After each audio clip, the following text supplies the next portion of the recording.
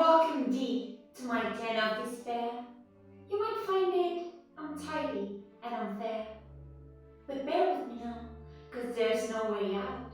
No brick wall to break, no means to escape. Oh, but how rude can I be? I believe we have met, but you can't know my name, not yet. Can you quit the theatrics? I thought this was supposed to be a debate, not a Shakespearean monologue. For sure I could try, but what good would that do? See, what's life without drama but boring and dull?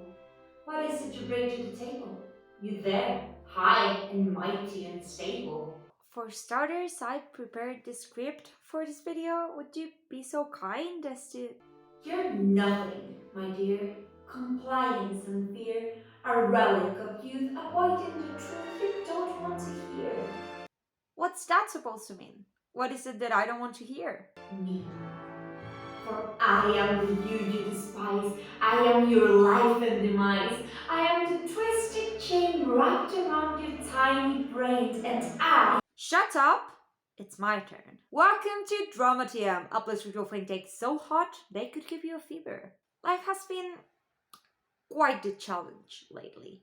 And unfortunately, I am more sensitive than I am sensible, so I haven't exactly been having a good time, to be honest. But I bet I haven't been the only one facing challenges this last couple months. I'm pretty sure of it.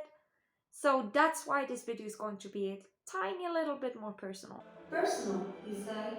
And who are you today? Yourself is a ruse. Your words are an act. The lies you produce, the sign in the hole to earn you parole from feeling like less than a rat. First of all, rude. And second, who are you to talk about performance while dressed like the Wicked Witch of the West? I was planning on adding a little more context, but since the poet here won't stop interrupting me, I guess it's time for introductions. This is my anxiety. And it surely has a lot of confidence for someone whose whole job is to make me feel like crap. Now, anxiety is something that we all struggle with at some point in our lives. It's normal, even healthy, to feel anxious in a stressful situation.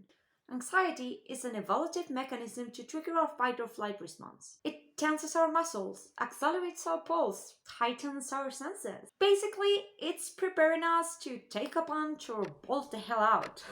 Believe it or not, it's trying to protect us. However, when it gets out of line, it can leave you sitting on your couch with a bad case of the trembles, gasping for air, and why is that clock ticking so loud? Yeah.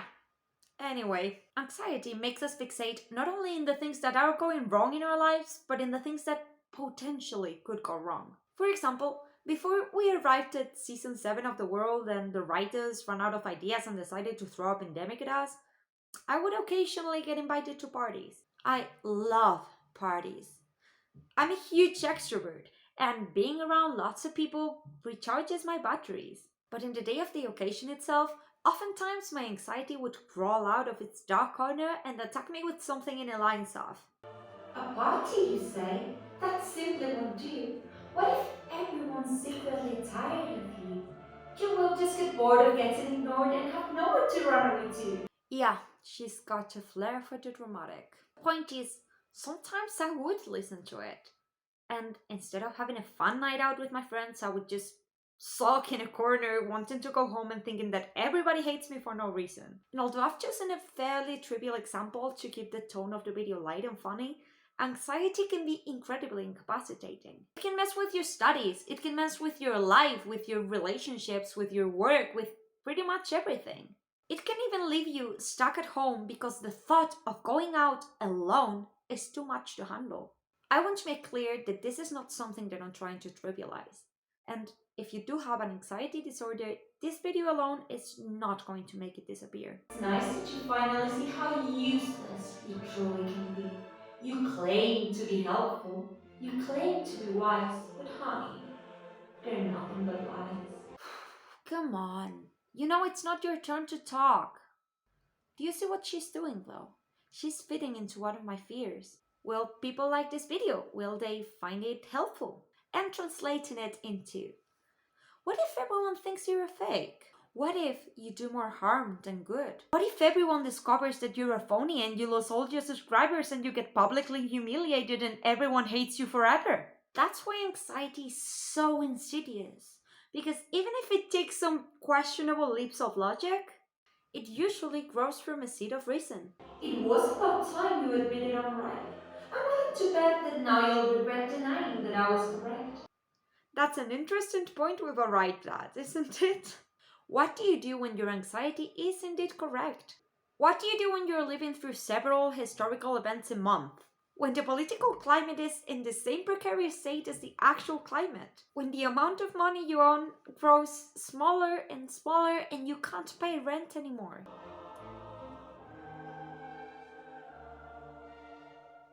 Well, you open a YouTube channel. The honest truth is, I don't know. I'm not equipped to unpack this huge of a collective trauma. I can only tell you the way I personally deal with it. First, you eat the rich. But when the rich aren't available for immediate consumption, I guess you have to take a different approach. Allow yourself time to grieve. And yes, most of us can't take a couple of days off to cry our lungs out. But there's always a moment to spare, however short. Shed a secret tear on the bus. Feel your absolute worst while having a shower. It's okay. Rest your head in your anxiety's shoulder for a while. Oh, villain! Oh, foe! Why must you act so? Don't come any closer, you dense little poser. You are but disgusting and gross. Take into account she might not enjoy the experience, but she likes being ignored even less. But what do you do then? Sometimes I get stuck on this step. It's incredibly tempting to just give in, lay down, and let her whisper not so sweet nothings into your ear forever. However, it can get rather dull. So, after I've felt my feelings, I do my best to acknowledge what on earth might they be trying to tell me. For example, it might say something like this. The world is infected, and you're not protected. Staying at home will grant you no more than dying alone. Okay, so first, I'm worried about the whole pandemic situation. There's not much that I can do about that. But second, I'm lonely. That's definitely something that I can tackle. When was the last time I talked to my friends? Was it a week ago? Well, it's definitely time to call them and ask them if they want to play Don't Starve Together with me. By the way, if you're watching this video, please play Don't Starve Together with me. If you find something small and solvable to deal with, like brushing your teeth because the aftertaste of coffee is freaking you out, then you'll feel a lot better. It helps you regain a little bit of agency, a little bit of control in a situation that's pretty much out of hand. But what do you do with the stuff you can't change? You cry and you pout and wonder about a tragic lost soul that fell through the hole of thinking that you could get out. No, that's not how we do things in this household anymore. My personal approach to this subject is something that I like to call optimistic nihilism. Nihilism is a very depressing, very French philosophical current that grossly focuses on the fact that life is not fair and it has no purpose. Now, how on earth do you make that optimistic?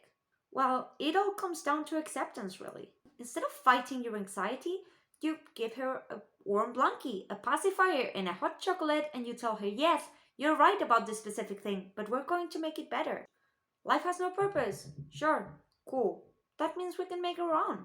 It doesn't have to be this huge life goal either. Your houseplant didn't die. Amazing. That plant is alive because of you. We studied a bit today. Amazing. Yes, we didn't know that yesterday. What can we do to make things a bit better for ourselves? For me, instead of positioning myself against my anxiety and the parts I don't like about myself, I try to work with them. And even if sometimes you can't reach an immediate solution, there's always a bit of room to be kinder to yourself, a bit of room to make things better in a situation that pretty much sucks for everybody. Does that mean there won't be any more panic attacks? No. But maybe we can make them a tiny bit more bearable. And remember, if it's too much to handle, please ask for help. I hope that we can use the comment section of this video as a place to be nice to each other. Please share what works for you. Maybe we can all learn something. I also hope that you've enjoyed this video. But before you go, please, I've got a little announcement to make. I love making videos for you all, but I found myself in the awkward situation in which I can't afford my bills anymore. And that's not the best situation to be creative. So I've made a thing. And that thing is Patreon. The link of my Patreon will be in the description, so please drop by if you feel like you might want to support me or what I make. You can also find me on Twitter at ATMDrum or on Instagram as TheDrumATM.